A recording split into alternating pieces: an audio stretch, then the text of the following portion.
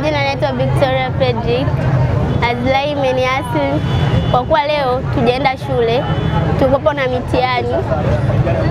Kwa hiyo tunaomba rais wetu aweze kutusaidia kutinulia daraja letu, tuweze kwenda shule kwa urahisi.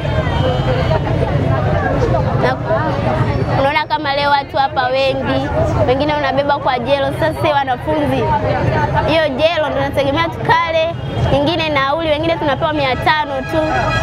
Hiyo ndio nauli, sasa tutabebwaje? Watusaidie sisi Rais Samia. Naitwa Alexander Daniel. Kilichotokea hapa ni daraja kushindwa kuhimili maji. Maji ni mengi, imetokea mpaka maji yamepita juu ya daraja. Hivi sisi wanafunzi tumeshindwa kuelekea shuleni kwa sababu ya kuwepo kwa maji mengi hapa darajani. Kwa hiyo tumeshindwa kupita. Kwa hiyo sisi tulikuwa tunaomba kama wanafunzi, leo tulikuwa tuna mitihani, tumeshindwa kuelekea shuleni kwa ajili ya kufanya mitihani, tumekwama sababu ya maji kama unavyoona.